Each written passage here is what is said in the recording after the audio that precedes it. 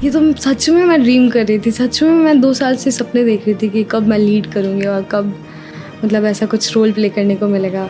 मैंने खुद ने जब फर्स्ट टाइम कुछ प्ले किया तो मुझे एहसास हुआ कि यार मैं तो सच में कनेक्ट हो गई थी इस कैरेक्टर से। एक्टिंग की एक खूबसूरती है जो मुझे ज़िंदगी की सच्चाई सिखाती है हर बार।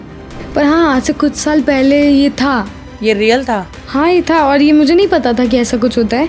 तो फिर भी मेरे बाल अभी तक हेल्दी हैं, इसका मतलब कि ऑयलिंग प्रॉपर हो रही है। और यही सीक्रेट है आपके बालों का। तो मैंने देखा कि बहुत ही सोच समझकर बनाए गए कपड़े यार। कॉस्ट्यूम्स आपको जो है रियल लाइफ से बहुत कनेक्ट कराते हैं। सच में कॉस्ट्यूम बहुत इम्पोर्टेंट प्ले करता है रोल।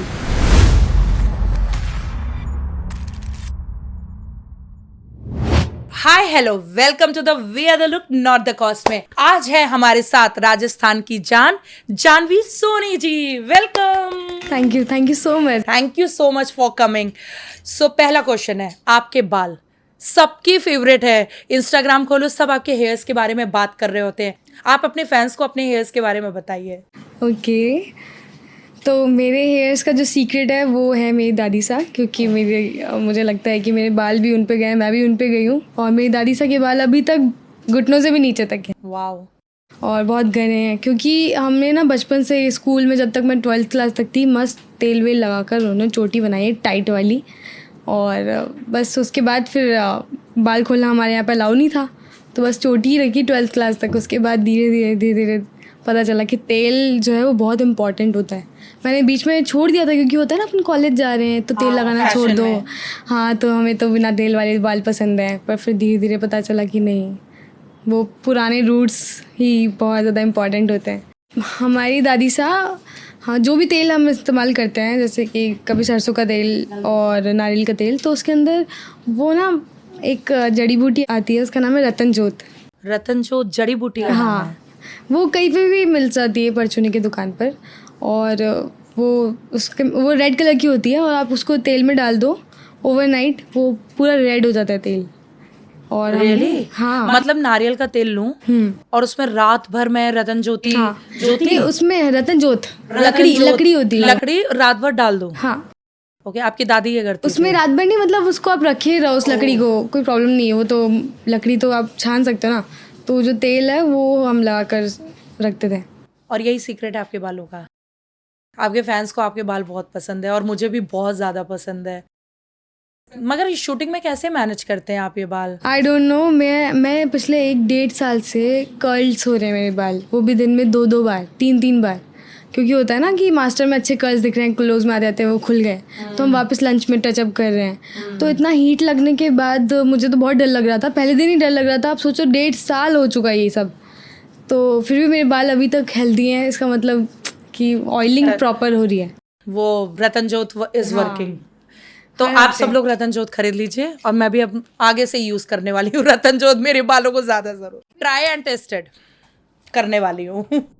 आपने दहेज दासी जैसा पावरफुल प्रोजेक्ट किया जो कहीं ना कहीं आपके राजस्थान का बहुत ही ज्यादा आपको कल्चर दिखाने को मिला। ये दहेज दासी का प्रथा क्या आज भी राजस्थान में है? नहीं, आज तो थैंक गॉड कि ये प्रथा नहीं निभाई जाती। पर हाँ, आज से कुछ साल पहले ये था जब मैंने ये रियल था। हाँ ये था, और ये मुझे नहीं पता था कि ऐसा कुछ होता है। वो तो जब मेरे पास ये स्क्रिप्ट आई तो मैंने मेरी दादी से पूछा, तो उन्होंने कहा कि हाँ, ये पहले जोधपुर या बीकानेर के कुछ गाँव में ऐसा होता था कि अगर ठकुराइन के घर पे किसी भी बच्ची की शादी है लड़की की, तो वहाँ पे नौकरों की बच्ची भी एज अ दहेज का सामान जाएगी। And she is not a living thing for anyone. मतलब वो फिर आप उसका कुछ भी यूज़ कर सकते हो, वो पूरा उम्र भर सेवा करती है, वही उसका सेवा में सौभाग्य है। और उसी में प्राण चले जाते हैं। हाँ, वो शादी नहीं कर सकती, बच्चे नहीं कर सकती, वो सिर्फ और सिर्फ दासी बन के रह सकती है। तो जब आपने ये आपको रोल ऑफर हुआ तो आपने कितना क्या फील किया? मतलब आप बहुत ज़्यादा कनेक्ट फील किए होगे क्योंकि आपको राजस्थान का कल्चर को ही वापस से जीना था। ये बात तो कल्चर के लिए तो मैं कनेक्टेड थी, क्योंकि मैं खुद राजस्थान से हूँ और मेरे अंदर भी वही सब चलता रहता था, वो हवेली और घाघरा चोली है जो हम वहाँ पे पहनते हैं। और मैं बहुत खुश नसीब हूँ कि जो मुझे पसंद है, राजस्थानी कल्चर, राजस्थानी गाने, राजस्थानी पोशाक, गहने, वो सब मुझे इसमें पहनने को मिला। और आपने बहुत ही प्यारे प्यारे जोड़े मेरे पास, क्योंकि हमारी तो आए दिन शादी होती रहती थी, तो शायद मेरी 20 शादियाँ हो चुकी होंगी इस सीरियल Oh my में, God. 20 से भी ज़्यादा। मतलब शादी नहीं तो शादी के लिए तैयार तो हुई होंगी, शादी रुक गई होगी वो बात अलग है, पर मैं कितनी बार ब्राइड बनी हूँ। शायद मेरे साथ जो हमारे प्रोडक्शन मैनेजर थे अतुल सर, वो बार बार पूछते थे, जानवी ये कौन सा नंबर है? मैं बोलती थी सर ये 365वां नंबर है। तो वो बोलते थे कि कितनी दुल्हन बनेगी ना तू। और बोला मैं बहुत खुश नसीब हूँ कि मैं पूरा वो राजस्थानी अटायर में एकदम राजस्थानी ब्राइड की तरह मैं तैयार हो रही हूँ। और ये हर एक लड़की का सपना होता था ये तो है कि वो दुल्हन बनना, और मैं बहुत बार दुल्हन बन चुकी हूँ। तो सच में मैं तो बहुत ज़्यादा ब्लेस्ड थी कि मुझे ऐसा, जहाँ से मैं हूँ वैसे ही कल्चर निभाने का मौका मिल रहा है। ये आपका पहला प्रोजेक्ट था ना? हाँ, तो कैसा लगा? बहुत अमेजिंग, मेरे लिए हमेशा स्पेशल रहेगा। मतलब वो पहला दिन, पहला सीन और हर चीज़, मतलब जो मैंने हर सीन में से हर सीन मेरे लिए पहला ही हुआ ना। हाँ। मैं हर सीन पहली बार कर रही हूँ, शादी का हो, चाहे फिर वो रोमांटिक सीन हो या फिर तलवारबाजी हो। हाँ, वो या तो मेरा फिर- फेवरेट है, तलवार वाला। हाँ, वो मुझे बहुत अच्छा लगा था। तो ऐसे करके मेरे सारे सीन, मतलब मैं भगवान को शुक्रिया अदा करने वाली होती हूँ कि बस इतने अच्छे अच्छे सीन मेरे लिए लिख रहे हैं और मुझे निभाने का मौका मिल रहा है। बहुत अच्छा लगता था। तो आपको सबसे आपका फेवरेट पोशाक कौन सा था जो आपको लगा वाव? मेरा सबसे फेवरेट पोशाक ना एक ब्लू कलर का था, जिसमें वाइट कलर के बंदेज के डॉट्स थे और सिल्वर कलर का उसका गोटा पत्ती, मतलब उसका बॉर्डर था। मेरे लिए अभी तक मेरा फेवरेट है। वो पूरा मिरर वर्क था, तो वो जब भी मैं पहनती थी तो मुझे ऐसा लगता था बस मैं इसको उतारूँ ही ना। इतना प्यारा लगता था वो। और उसका ब्लाउज बेसिकली बहुत खूबसूरत था। तो मुझे ना बचपन से जॉर्जेट का कपड़ा बहुत पसंद था, राइट। और मैंने सोचा था कि मैं बड़ी हो जाऊंगी ना तो मैं जॉर्जेट के सूट सिलवाऊंगी अपने लिए। और मैंने शायद ज़्यादा कुछ इतना पहना भी नहीं होगा कि मुझे जब ये सीरियल मिला तो मैंने देखा ऑलमोस्ट कपड़े मेरे जॉर्जेट्स में ही आ रहे थे। और मुझे जॉर्जेट पहनना बहुत पसंद है, क्योंकि वो ना एक अलग ही, उनका कलर भी बहुत खिला हुआ होता है और उसको जब भी पहनो आप नया लगता है, उसको कितना ही वॉश कर लो बहुत नया लगता है। और मेरी सारी ड्रेसेस जॉर्जेट में थी। हाँ, आपके नाम। हाँ, और बहुत प्यारे प्यारे कलर्स थे। एक फुल ग्रीन वाला भी सबको बहुत अच्छा लगा था। मेरी दादी बोलती थी यार भले ही सब ठकुराइन है, तू भले ही दासी है, पर तेरे से नज़र हटती नहीं है, तेरी कॉस्ट्यूम सबसे अलग होती है। मैंने बोला हाँ, credit goes to us. Yes, completely jam studio. तो आपको जब पहली बार पता चला कि ये कपड़े जेम से आते हैं, कॉस्ट्यूम सप्लायर हमें डिजाइनर, हाँ। तो कैसा आपको फील हुआ? अरे मुझे याद है अभी भी, जब आप पहली बार हमारे सेट पे आए थे तो मुझे कुछ भी नहीं पता था आप लोगों के बारे में। और मुझे बस जो मेरे दिल में आया, जो जैसा मुझे फील होता था, मैंने आपको ऑनेस्टली बताया था कि सच में मुझे सारी ड्रेसेस मेरी फेवरेट होती हैं। और मुझे हमारी जो छोटी बहुरानी थी हमारी, उनकी भी ड्रेसेस बहुत अच्छी लगती थी। और सारे पेस्टल कलर्स थे उनके पास ना, सबके कैरेक्टर्स के हिसाब से थे। मैंने ये बात नोटिस की, क्योंकि मंदिरा चाची थोड़ी चटपट है, नटखट हैं, तो उनके सारे कलर्स ना ब्राइट से होते हैं, ऑरेंज और फिर ब्लू मिक्स ऐसा। और क्योंकि वो बहुत शांत स्वभाव की थी तो उनके सारे पेस्टल कलर्स जा रहे हैं, पिस्ता और peach colour and pink colour, है ना। और मेरा तो थोड़ा था ही हटके ऐसे। और हमारी जो ठकुराइन हैं, मतलब विंध्या देवी, उनका थोड़ा सा नेगेटिव कैरेक्टर था, तो उनके पास सारे brown, dark green, dark black. तो मैंने देखा कि बहुत ही सोच समझ कर बनाए गए कपड़े यार।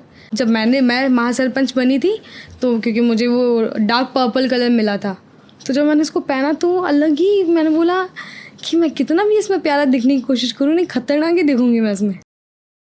हाँ, कॉस्ट्यूम्स आपको जो है रियल लाइफ से बहुत कनेक्ट कराते हैं, बहुत। आपके कैरेक्टर से बहुत कनेक्ट कराते हैं। कॉस्ट्यूम्स का बहुत बड़ा रोल होता है। एग्जैक्टली। हम कितना ही हम कैरेक्टर प्ले करने लग जाएं या कितना ही रिहर्सल कर ले, वो फील नहीं आएगा जब हम उसके अंदर उतरते हैं। कॉस्ट्यूम हमारे ऊपर आती है तब जो रीढ़ की हड्डी जो सीधी होती है और आपको फील आने लगता है, तो मुझे लगता है बहुत ज़्यादा ये प्ले करता है। हाँ, मैंने एक मेल का किरदार भी निभाया था इसमें, जब आपके ऊपर वो भूत आ गया था। हाँ, तो उसमें मैंने शेरवानी और वो सब पहना था जो बाबा साहब पहनते थे।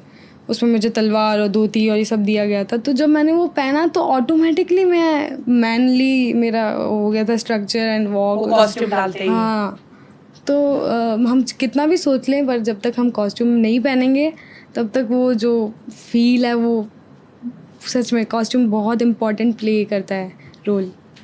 चुनरी और जानवी सोनी में क्या डिफरेंस है?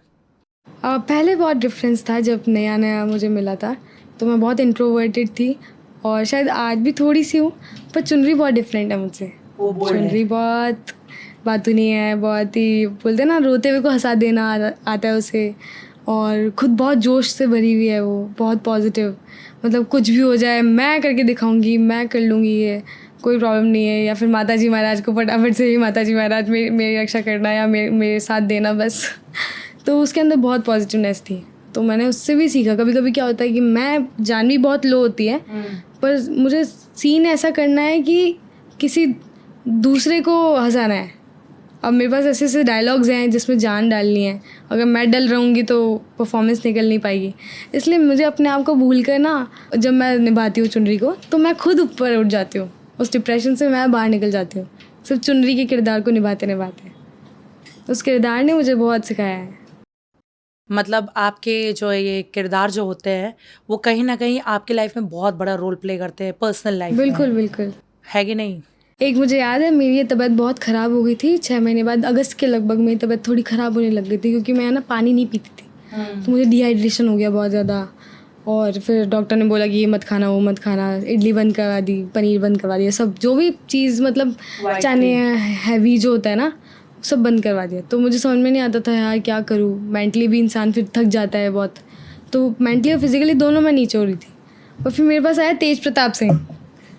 वो कैरेक्टर ऐसा था ना कि जो मतलब बड़बोला, बड़ी बड़ी फैक्टर है, लंबी लंबी, कि अरे है छोटू सा लड़का, पर वही है कि उसके अंदर बहुत कॉन्फिडेंस था। सारे के सारे जेंट्स मुझे सिखा रहे हैं ऐसे ऐसे आवाज़ कर, ऐसे चल, ऐसे मेरे डायरेक्टर साहब मुझे चल के दिखा रहे हैं ऐसे चलो। तो मुझे बड़ा मज़ा आया था वो रोल निभाते निभाते। फिर मैं सच में भूल गई थी जानवी कौन है। तो मतलब आपकी तबीयत ठीक हो गई थी हाँ, रोल निभाते निभाते? हाँ। रोल अच्छा आता है तो आप फिर ना सोचते हो कि यार बस अब रोल को निभाना है, आप खाओ पियो मज़े करो। आप अपना एक एक्ट करके दिखाइए। बिल्कुल, मैं आपको मेरा जो बाबा साहब वाला किरदार था जिसमें आत्मा आई थी, आत्मा आई थी, सच में उसमें मेरी बहुत मदद की थी मैम ने भी। क्योंकि क्या मुझे इसलिए डर लग रहा था क्योंकि जिससे पूरा गांव डरते हैं, 50 गांव जिस औरत से डरते हैं वो भी किसी से डरती है, तो मुझे लगा वो इंसान कैसा होगा। मुझे नहीं समझ में आया था कि ऐसा कौन होगा जिससे विंध्या देवी डरे। तो मैं बस सोच रही थी, पर लाइंस तो थी मेरे पास पर वो ऑरा नहीं आ पा रहा था। मैम ने मुझे बोला कि ऐसे, तो मैं ना देखो मेरे को डर लगना चाहिए तुमसे, ऐसे नहीं, मैं फालतू में नहीं डरूंगी। मैंने बोला ठीक है। तो मैम ने मुझे बताया देख ऐसे कर सकती है, तू मुझे ना धक्का दे और मेरे ऊपर ऐसे पैर रख, फिर बोल मुझसे ऐसे ऐसे ऐसे करके, क्योंकि वो उसके साथ डोमेस्टिक वायलेंस करते थे तभी और उसको डर लगता था उनसे, तो वो सामने आते थे। तो जब फर्स्ट टाइम वो मुझे देखती हैं तो मैं ऐसे नॉर्मली बैठी रहती हूँ और फिर वो बोलती कि ए तूने कपड़े क्यों पहन के रखे हैं, जा जा जाके कपड़े चेंज कर, तो हिम्मत कैसे हुई ये मेरे बाबा साहब के कपड़े पहनने की। तो मैं बोलती हूँ ए विंध्या, अपने पति से ऐसे बात की जावे है, शर्म लाज सब कुछ भूल गई। कुछ दिन में बाहर क्या गया कि सारे संस्कार भूल गई अपने। आप बहुत ज़्यादा आर्टिस्टिक है और बहुत ज़्यादा मूर्ति, मैंने देखा है कि आप सीता माता की मूर्ति भी बनाए थे, और आपका मूर्ति का और स्पिरिचुअल कनेक्शन क्या है? एक्चुअली मैंने इससे ऐसा तो नहीं सोचा था कि मैं मूर्ति बनाऊंगी। वो तो मैंने मतलब मेरे को बचपन से बहुत इच्छा थी कि मैं कुछ स्कल्पचर बनाऊं, तो बस मुझे मौका मिला सीरियल में, उन्होंने कहा कि क्या आप बना सकते हो, मैंने भी हाँ बोल दिया ऐसे ही। मुझे आती नहीं थी, मैंने बस ऐसे बोल दिया हाँ मैं कर लूँगी। तो बस सीरियल जब हमारा शॉट चल रहा था तो शॉट चलते चलते ही मैं बना रही हूँ, अगर कट भी हो गया तो भी मैं बना रही हूँ, तो मैंने बना के दिखा दी। तो वो जो हमारे क्रिएटर थे वो इम्प्रेस हो गए, उन्होंने बोला कि यार जानवी ऑलमोस्ट तो बन गई है, अब तुम ऐसा करो कि इसका क्लोज ना हम कल करेंगे, अभी रहने दो, ये मास्टर करके क्लोज कर दिया, अब कल मेरे पास पूरा दिन है, अब तेरे पास पूरा दिन है, तू बना, बस कल इसका क्लोज होगा। तो फिर कल पूरा, फिर दूसरे दिन मैंने पूरा दिन उसको दिया अच्छे से, एक एक पेंसिल वेंसिल सबसे उसके आँख नाक मुँह सब कुछ बनाया बहुत सोच समझ के, और अपने आप वो आई डोंट नो कहाँ से वो कला आई मेरे अंदर, कि सीता मैया का ध्यान करते करते अपने आप वो बनी है। बहुत खूबसूरत मूर्ति थी, सच बहुत में। हाँ बहुत खूबसूरत थी, बिल्कुल लग रहा था रियल सीता माँ। आप शिव जी की भक्त है, मैं आपके हर पोस्ट और स्टोरीज में शिव जी को बहुत ज़्यादा देखा है, तो मैं ये जानना चाहती हूँ आप डेली लाइफ में भक्ति को कैसे इंक्लूड करती हैं और ग्लैमरस वर्ल्ड और स्पिरिचुअल वर्ल्ड कैसे जो है बैलेंस करती हैं? मुझे ऐसा लगता है ना कि बैलेंस करने की ज़रूरत नहीं पड़ती, और मेरा जो काम है वो खुद ही एक स्पिरिचुअल जर्नी है, क्योंकि आज हम भले ही ऑन सेट कोई किरदार निभा रहे हैं, पर रियलिटी तो ये है कि ये भी एक स्टेज ही है। जितना मैंने सीखा है, जितना मैंने सुना है, मुझे खुद ऐसा फील होता है कि मैं जानवी का किरदार ही निभा रही हूँ। शायद मैं पिछले जन्म किसी और पे किरदार निभा रही थी। और ये भी कॉस्ट्यूम है जो चेंज हो जाएगी अगले एपिसोड में, फिर कोई और होगा, फिर कोई और होगा, मम्मी पापा कोई और होंगे, फैमिली कोई और होगी। तो मैं ये भी सोचती हूँ कि यार बस जीना है, बहुत मुश्किल से ये रोल मिला है, इसको अच्छे से जिएंगे, अच्छे से, चाहे वो कोई भी रिश्ता हो, मम्मी पापा का हो, फिर चाहे वो काम हो या इंसान का इंसान से कोई भी रिश्ता हो। और ये सारी एक स्पिरिचुअल जर्नी है, ऐसा नहीं है कि मेरा काम इससे अलग है। और मुझे लगता है मैंने एक्टिंग इसीलिए चूज़ की। मैंने एक्टिंग इसीलिए चूज़ की क्योंकि मैं बस यही सोचती थी कि यार हम क्यों आए हैं इस दुनिया में, क्या कर रहे हैं हम, रोल ही तो प्ले कर रहे हैं, एक रोल ही तो प्ले कर रहे हैं, हंसने रोने गाने का। हम सबको एक्टिंग करनी पड़ती है। हाँ, हम सब रियल लाइफ में वही कर रहे हैं यार। मतलब अगर घर पे कोई शादी है तो वैसा वाला माहौल है, कोई किसी का मातम हो गया तो वैसा है। पर सच्चाई तो ये है कि हम सबको जब तक ये रोल निभाना है तब तक निभाना है, उसके बाद वापस पता नहीं कौन कहाँ जाएगा। और जब मैंने खुद ने जब फर्स्ट टाइम कुछ प्ले किया तो मुझे एहसास हुआ कि यार मैं तो सच में कनेक्ट हो गई थी इस कैरेक्टर से, पर वो तो मैं हूँ ही नहीं। I am not Ananya. जब मेरे पास आकांक्षा आई तो फिर मुझे लगा कि मेरा नाम सब मुझे आकांक्षा करके बुला रहे हैं, तो फिर उससे अटैचमेंट हो जाती है, फिर वो भी पैकअप हो जाता है, सब अपने अपने घर चले जाते हैं। फिर मुझे लगता है ये मम्मी पापा दूसरे थे, मेरे तो घर पे दूसरे मम्मी पापा हैं। तो मुझे लगता है मेरे एक्चुअल मम्मी पापा तो शिव जी हैं, एक्चुअल तो वही जाना वही है। तो ये सारे तो चलता रहेगा। तो मुझे इसलिए पसंद है एक्टिंग कि मैं नए नए जन्म लूँ, नए नए मम्मी पापा मिले, नया नया मैं सीखूं। और मेन बात ये ना कि इस जर्नी में मैं कॉन्शियस हूँ कि मुझे घर जाना है। कॉन्शियस हूँ कि मुझे इसको 100% देना है, इस रोल को 100% देना है, चाहे फिर उसके साथ जो भी हुआ हो, चाहे वो अनाथ हो। बहुत सारे ऑलमोस्ट लीड एक्टर्स आप देखो, लीड अगर जो होती है एपिसोड की, किसी की मम्मी नहीं होंगी, किसी के पापा नहीं होंगे। मेरे मम्मी पापा दोनों जिंदा हैं। तो वो फील करना बहुत मुश्किल था मेरे लिए कि भाई मेरे मम्मी पापा तो जिंदा है, सही सलामत है, अब एक अनाथ बच्चा कैसे फील करेगा। क्योंकि अगर आज हम सुनते हैं किसी के साथ रेप होता है, पर फिर भी हमें गुस्सा आता है ना, रेप हमारे साथ नहीं हुआ है, हमारे साथ रेप नहीं हुआ है, पर फिर भी हम किसी और का दुख समझ सकते हैं ना। तो मैं यही सोचती हूँ कि मेरे को एक अनाथ बच्चे का भी दुख समझना पड़ेगा। मेरे को अगर वैसा जन्म मिलता कि मेरे मम्मी पापा नहीं होते तो मेरे पे क्या बीतती। बस मैं वो फील करती हूँ, वो प्ले हो जाता है, फिर कट होता है, मैं वापस अपने घर चली जाती हूँ। तो मुझे बस ये जीने में मज़ा आता है। मैं अलग अलग रोल निभाना चाहती हूँ, अलग अलग ज़िंदगी जीना चाहती हूँ। और मुझे लगता है एक्टिंग की एक खूबसूरती है जो मुझे ज़िंदगी की सच्चाई सिखाती है। हर बार, हर सीरियल में, हर फिल्म में मुझे एक ज़िंदगी की सच्चाई दिखती है। वो कौन सा मोमेंट था जब आपने फील किया यस मेरा ड्रीम स्टार्ट हो गया? तो एक्चुअली मुझे सच में जब ये सीरियल मिला था दहेज दासी, और मुझे पहला दिन जब मैं सेट पे आई थी तो मुझे सच में ऐसा लग रहा था कि सब सपना है। क्योंकि पहला जो प्रोमो हुआ था एकदम संजय लीला बंसाली जैसा तो सेटअप लगा था। मैं दुल्हन के जोड़े में, चारों तरफ वो क्या बोलते हैं लाइट्स एंड चमकीली, और वो होते हैं ना लैम्प्स, तो इतना रिच लग रहा था। मुझे लगा अरे यार ये तो सच में मैं ड्रीम कर रही थी, सच में मैं 2 साल से सपने देख रही थी कि कब मैं लीड करूँगी और कब मतलब ऐसा कुछ रोल प्ले करने को मिलेगा। और फिर हर दिन वो एक्साइटमेंट, नए नए सीन, बस तब से मुझे अभी तक ऐसा ही लगता है कि मैं कोई ड्रीम ही जी रही हूँ सच में। क्योंकि जब मैं फिर से घर जाऊँगी, मेरा वही कमरा है, वही जगह अलमारी लगी हुई है, वही हर चीज़ रखी हुई है। तो मुझे लगता है ये मैं कोई सपना तो नहीं देख रही थी मुंबई का, मैं तो यहीं पे हूँ शायद। मैं इतना बड़ा सपना देख कर आई हूँ, मुझे ऐसा लगता था। अभी भी ड्रीम लगता है? ड्रीम प्रोजेक्ट था अभी तक। तो मतलब दहेज दासी आपका ड्रीम प्रोजेक्ट था। आपने पहली बार ऐसा कोई भी आपको मेमोरी है जो आपने आउटफिट आपको लगा यार ये मुझे पहनना है, मुझे चाहिए, पहली बार बोरो किया है, ऐसी कोई भी मेमोरी है टीनेज की? हाँ, एक्चुअली हमारी तो फैमिली बहुत बड़ी थी ना, जॉइंट फैमिली थी, तो बाहर तो कभी जाना ही नहीं पड़ा। हमारे ही घर में ही मिल जाता था कुछ ना कुछ। तो मेरी दादी साहब की एक बहुत पुरानी बनारसी साड़ी थी, वो मैंने पहना था। मैं एक प्रिंसिपल मैम बनी थी, ओके। तो मैंने उनकी साड़ी पहनी और एकदम मेरी दादी तो अभी भी मेरे पे फिदा है पूरी। उनमें तो मेरे अंदर वो अपने आप को देखती हैं। आप दादी से बहुत प्यार करती हैं, बहुत। तो दादी और पोती के रिश्ते के बारे में बताइए। अरे वो तो मेरी जान है, मतलब मैं सोच भी नहीं सकती कि वो मुझसे कितना प्यार करती है। मेरे को ऐसा तो लगता था कि चलो ठीक है ना, मेरी दादी है, बहुत अच्छी दादी है, मतलब मैं उनसे बहुत प्यार करती हूँ। पर मुझे असली में उनका प्यार का तब पता चला, एहसास तब हुआ जब मैं यहाँ पे 1-1.5 साल से रह रही हूँ, क्योंकि मैं अपने लाइफ में कभी घर से बाहर नहीं निकली। ओके। और शायद 1-2 दिन से ज़्यादा तो बिल्कुल ही नहीं, बिना मम्मी पापा के नहीं रहना आता था। और जब दादी ने मुझे 1 साल नहीं देखा, और हर दिन जब वो मुझे कॉल करती हैं, हर दिन वीडियो कॉल करती हैं, और ऐसा कर दिया उन्होंने मेरे को, एकदम बच्चे की तरह से नहीं होता है, अली मिले बाबू गए चाहे तूने खाना खाया। मैंने सोचा भाई हो क्या गया मेरी दादी को। वो रोती है लिटरली। अभी वजह से उनको पता चला मैं पटना गई, तो उनको पूरी उम्मीद थी कि ये पटना से जयपुर आएगी, जयपुर से मुंबई आएगी, तो पूरी उम्मीद लगा के बैठी हूँ वो। और उनका बर्थडे आता है 11 अप्रैल को। और मेरी दादी का बर्थडे एक्चुअली नहीं आता था, हम छोटे से थे तब से हमने सोचा कि हमारी बहुत बड़ी फैमिली है, तो किसी ना किसी मंथ में बर्थडे आता ही आता है, ऐसा कोई मंथ ही नहीं जो बिना केक कटे चला गया हो।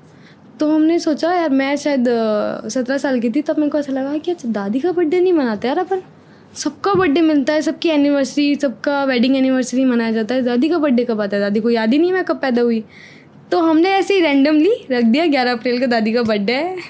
हम मस्त से उनके लिए गाउन लेकर आए, वो लेकर आए क्या बोलते हैं, क्राउन, और उनके लिए पूरा कमरा सजाया। वो एकदम बेबी डॉल जैसी लग रही थी। और है ना, हमने सबने फ़ोटो वोटो खिंचवाई, मस्त डांस वांस किया। सारे के सारे रिश्तेदार पूछ रहे हैं, मामा जी दादी का बर्थडे, दादी का बर्थडे ये कब आने लग गया। हमने बोला हमने रखा है दादी का बर्थडे 11 अप्रैल। तो इस बार भी 11 अप्रैल को मैं भूल गई, मैं पटना में शूट कर रही थी, और मेरी दादी मेरे को कॉल कर रही है, तो मेरा बर्थडे भूल गई, बच्चे की तरह रो रही है। मैंने बोला दादी आई एम रियली सॉरी, मैं नहीं आ पाई। तो कहते हैं नहीं नहीं तेरे को आना पड़ेगा। मैंने बोला अरे मेरा मेरा मॉक था 15 तारीख को, तो मेरी फ़्लाइट मैंने मुंबई के लिए करवा दी। और मैंने पहली बार दादी को रोते हुए देखा। इतनी बड़ी बड़ी डेथ्स हुई है हमारे घर पे, इतनी बड़ी बड़ी वेडिंग्स हुई हैं, मेरी दादी ने हर चीज़ लीड की है। मतलब होता है ना एक ऐसा लीडर जो सारी मैनेजमेंट कर लेता है चुटकियों में, सबको समझाना ऐसे करके, मतलब पूरा पूरा हमारी पूरी कॉलोनी उनको याद करती है। किसी का भी कहीं पे कोई भी प्रॉब्लम हो, मेरी दादी सबसे पहले जाएगी, क्योंकि मेरी दादी बहुत अच्छी एंटरटेनर है, वो एक्टर है, वो किसी की भी एक्टिंग करती है। वही जीना है आपके अंदर। शायद हमारे यहाँ पे एक मुस्लिम आंटी थी, उनकी बेटी की शादी थी, तो वो भी बुलाने आती हैं, और मेरी दादी उन्हीं के घर पे भजन गा रही है राधे कृष्ण के, सबके सब गा रहे हैं, वहाँ पे सब चल रहा है ना। और ऐसे ऐसे जोक्स मारती हैं कि थोड़ी डबल मीनिंग्स भी मारती हैं, क्योंकि अब लेडीज़ के बीच में सब चलता है। तो वो इतनी एंटरटेनिंग है ना कि हर किसी की ज़बान पे मेरी दादी दादी नाम रहता है वहाँ पे। तो मैंने उनको कभी रोते हुए नहीं देखा। और वो अपने बर्थडे के दिन ऐसे बच्चे के दिन टाइम जैसे रो रही है, मैंने बोला भाई मुझे नहीं देखा जा रहा भाई, सिमरन मेरी छोटी बहन है वहाँ पे, मैंने बोला चुप करा भाई, मेरी दादी को मैं नहीं देख सकती ऐसे।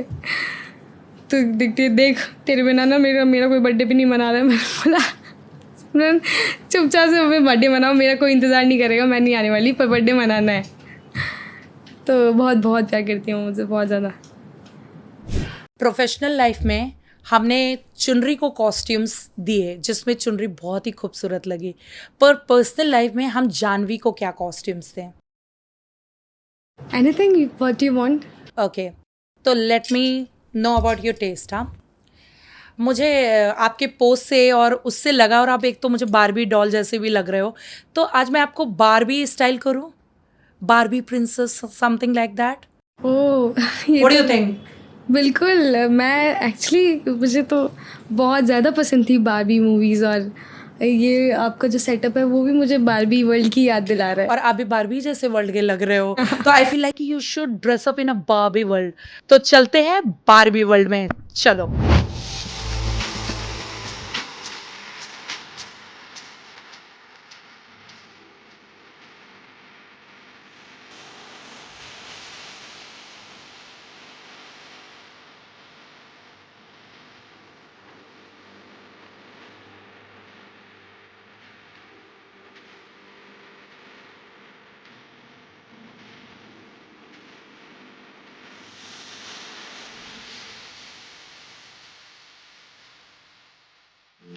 आ गए आप बारबी वर्ल्ड में। और मुझे बारबी बनाने का क्रेडिट जाता है ऋचा मैम, क्योंकि मैंने सिर्फ अभी अपनी ड्रीम की बात की थी कि मैंने बचपन में जो मूवीज देखी है बारबीज की, हम सबकी फेवरेट होती है बारबी। ऐसा ही वर्ल्ड होता है, सुपर ड्रेसेस एंड मिरर्स और ये सब कुछ, और आपने मेरा ड्रीम पूरा कर दिया और आपने यहाँ आके हमारा ड्रीम पूरा कर दिया। तो कैसा लगा बारबी वर्ल्ड?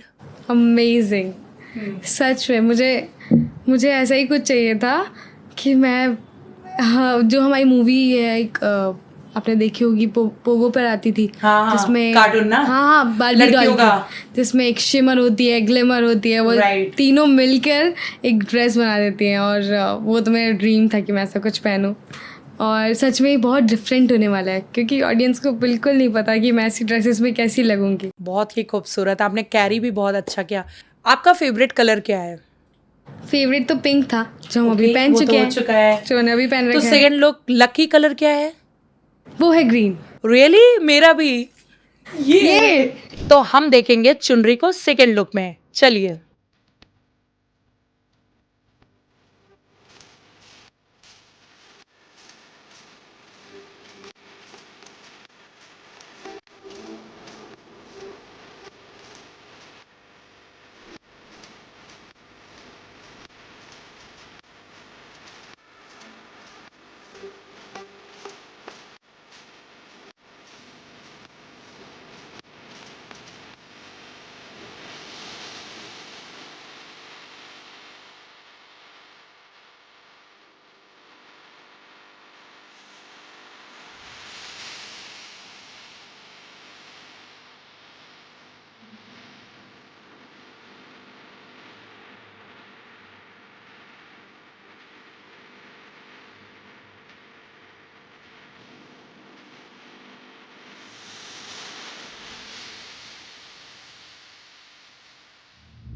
तो आपको कॉस्ट्यूम्स की दुनिया में आके कैसा लगा? अमेजिंग लगा, मतलब सच में मेरी नज़र नहीं हट रही है इन कॉस्ट्यूम से। तो मुझे ना, जब मैं इस स्टूडियो में एंटर किया मैंने, तो यहाँ के जो मिरर्स हैं और आपने जो अरेंजमेंट्स किए हैं ना, मुझे सच में ऐसे लग रहा था कि मैं बारबी की वार्डरोब में आ गई। हाँ, इट्स लाइक प्रिंसेस का एक वार्डरोब होता है ना, बारबी प्रिंसेस का। यहाँ पे सारे पिंक कलर्स हैं, और यहाँ पे वेस्टर्न्स हैं, इंडियन हैं आउटफिट्स, सब बहुत प्यारे हैं सच में। Thank you so much. ये थी आपकी फेवरेट चुनरी जानवी सोनी जी, जिनने यहाँ का एनर्जी बहुत ही पॉजिटिव कर दिया और बारबी एरा बना दिया। सो गाइस, देखते रहिए wear the look not the cost.